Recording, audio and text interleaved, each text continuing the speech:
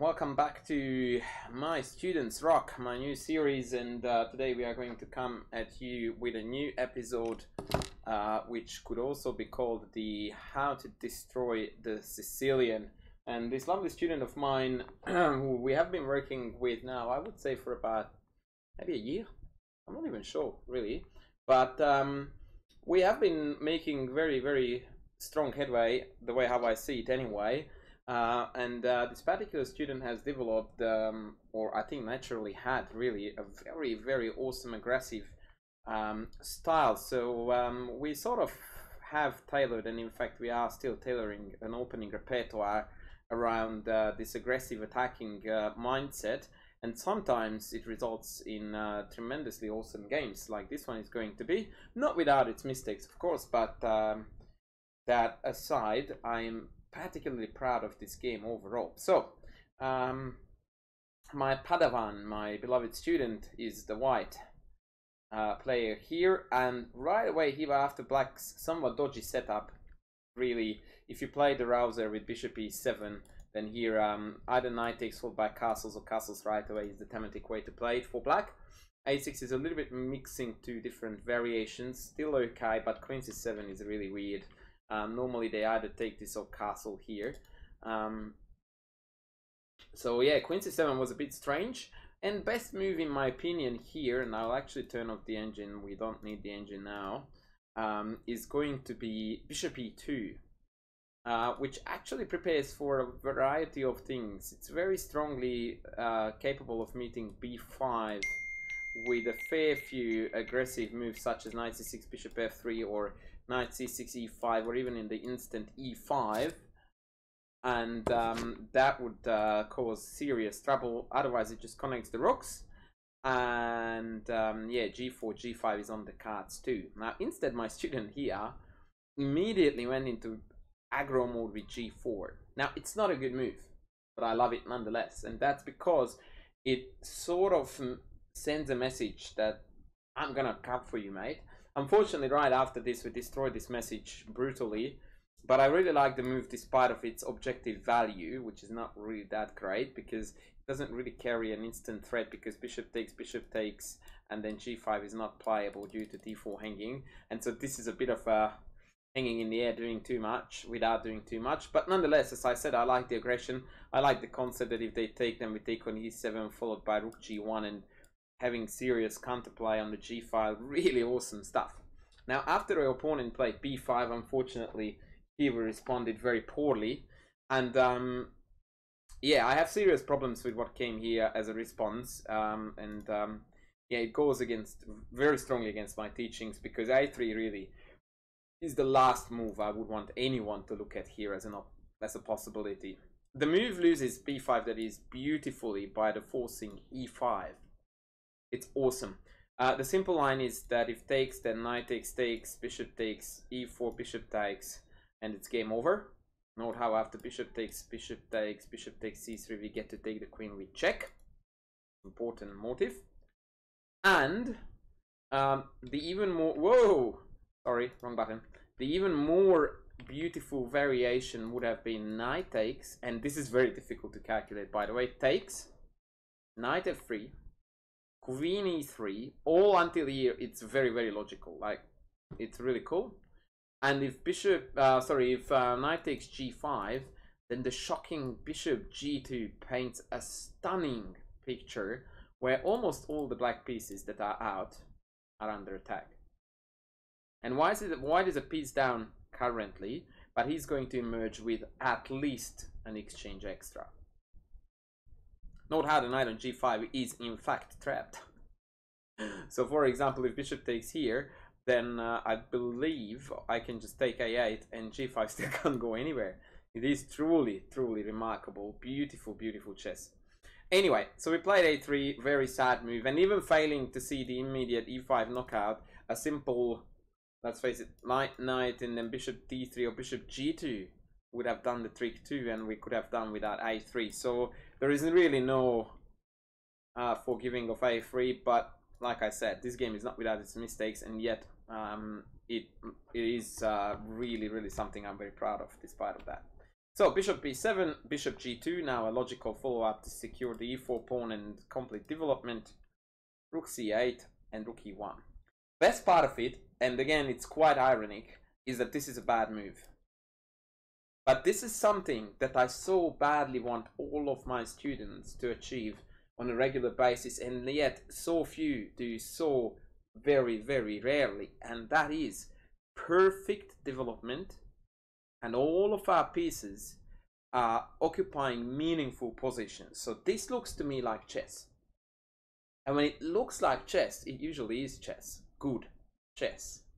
And so I'm very, very happy that my student with fairly little work got to a position like this. Like when I could show this to anyone, that this is how I would want you to stand after any opening. All your dudes are out, meaningfully developed. It's not perfect, but it's looking pretty cool. And so good on them. However, I can't help but I need to point out the fact that rook c8 actually blundered very strongly into this very typical Sicilian trick of bishop takes. And if bishop takes, then knight b5. And takes knight b5 is going to pick up the third pawn and an exchange on top of that. Too much. And in fact, even after that, I will be able to play e5. So let's say queen b6 check. Yeah, if king e7, then we can take with check. But even if the king goes here after e5, we're totally winning. So hanging, 3 pawns, terrible king, beautiful diagonal. It's just knockout. Beautiful chess. And this might even work if the pawn takes back. Although in this case, I believe that the somewhat traditional methods of f5, trying to undermine these pawns here and trying to force e5 out of them, could be better. But maybe even here, knight b5 is playable. Knight takes, knight takes, queen b6, knight takes, pawn takes, queen takes. Yeah, this looks pretty legit too. So rook d8 traps the queen now, doesn't it? Oopsies. Yeah, okay. Maybe this is not viable. I wonder what the computer says here. I didn't check this. h4. Okay, so what was the story there here? Oh no. Okay, so it's the bishop f6 still, but after gf. No, he wants knight c6. I don't know if I like that. What's wrong with f5 again? Yeah, the usual knight d4, queen c5. This is stock standard because we don't want to trade queens in this structure. But if we avoid the trade, then this a3 move really is not going to be good for us. Because when time b4 comes, we'll have to take. Anyway, I stirred away from the main thought. Rook e1, I'm happy. Knight g4. And ta-da! The fireworks. The fireworks are about to begin. Bishop took on e7. Beauty. Queen takes. And ta-da! Punch time. Knight f5. Beauty. Absolute beauty. So now this is utilizing the rook on the e-file and the fact that the king is not castled. And I love the killing instinct. I teach this so much and I see so little of it. That we need to recognize here that we are way better, and when your opponent's king is in the middle, you just go for all in. And knight f5 is a perfect example of that. Beautiful chess. Takes, the knight had to retreat. Takes, and this is where we didn't quite finish the job off perfectly well, but we played a good enough move so that the game and the outcome rather was never in jeopardy. In my opinion, it's a pity that we failed the best move here, because knight d5 is a screaming obvious move, although not the most accurate according to the computer. Now it changes its assessment. Last time I checked, it wanted to play f6 first. Note how queen f6 loses to check, so pawn takes has to happen. And after knight d5, queen back, queen h6, this position is absolutely terminal. And a beautiful testament to epic development and king stuck in the middle. It's textbook example. Seriously, like, save the a3 nonsense in the beginning. This is how you demonstrate how to destroy the opponent when they fell behind in development and their king is in the middle. Couldn't have done better myself. Now, having said that, this was missed, and that's a bit of a pity. And actually, this seems to be achievable via the move or the knight d5, queen back, and f6 as well. Although here they do have g6, but then again, after the very simple queen e3, black can't castle because that's mate. Any other case, knight b6 is not stoppable, and again, it's falling apart. beautifully falling apart. Unfortunately, we didn't find this. It's very unfortunate. I want to show you this line. It is so beautiful. f6 takes, knight d5. This is really a testament to the chess that white is playing and how it really would have been awesome to finish. Check, king up, check, here, and then epic mate. And that's it. You leave your king in the middle, you die like that. That's the logical outcome of the game. This is how it should end. And how it ended was quite similar, but here the text move was knight e4, nowhere near as powerful, although it does introduce a threat with knight d6 check as well as still floating f6. Not as strong as, and it also allowed knight d4. It's quite annoying, and here white really had to be alert and ready to go all the way, and he did indeed. And yet again, I'm extremely proud. My good old streaming times come back to me when I used to say that if you don't sack your queen, you're not playing chess. Beauty. Queen takes d4, had to be captured. Knight d6 check, utilizing the pin. King d7. Perfect chess from here on all the way, by the way. Oh no, actually they took on e4, sorry. So had they taken on d4, the finish off would have been check, check. Note how the rook is attacking the bishop, so king d6 is not playable. And when takes here, then take b7. A lot of people don't understand that this is more value to take than the rook. Quite interesting, because that's 3 points clean. That's 5, but we lose 3. And sorry, actually it's bishop takes and hitting that. And all of a sudden the position is dead even, if not worse. Yeah, actually it's worse. But after knight takes b7, the knight easily survives. It can come back via this way if worst comes to worst. And d4 is also quite problematic to defend. White would have converted this without any dramas.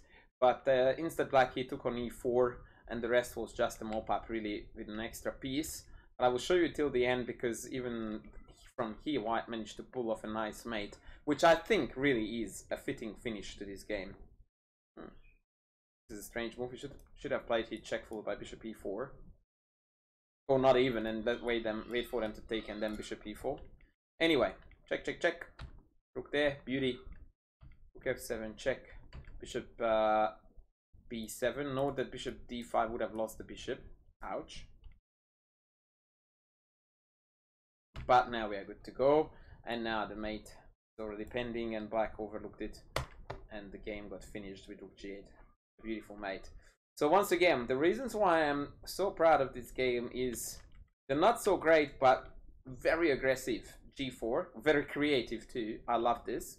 Let's pretend this didn't happen. And boy oh boy, here this knight f5 business was quite serious. It was really awesome. Unfortunately, we couldn't quite finish it off with the perfect knight d5 f6 left jab, right punch, although that's technically not a boxing term, but I lost my words there, whatever. Yeah, that would have been epic. But even with knight e4, we got to tuck away the lady and win in style. I'm so happy. I'm so happy and proud. This is the type of aggression that I would like my students to display in their chess for the most part when possible. And this is one of the ultimate ways, in my opinion, to very rapidly improve, because when you play aggressive chess, really aggression translates to putting pressure on. And a lot of one-on-one sports are about putting pressure on the opponent. Take example, boxing, tennis, table tennis, badminton, you name it. As soon as the opponent is under pressure, the likelihood of them making mistakes, losing their cool, going wrong is far larger. In chess, the most obvious way, or the simplest way to put the opponent under pressure is to play aggressive attacking chess. Because defending is a laborious, unpleasant task that most people don't enjoy and in fact can't do well. And here on the first given opportunity they went ta-da, and from here on there was no way back. Relentless aggression is the way to go. So I'm very delighted that my student won this game. I'm very proud of him, and I hope to see him very soon to clear the 2000 mark, which is what we have been working towards, although I think this is just the first step on a hopefully very long way. Thanks for tuning in. I will be back with more soon. Bye.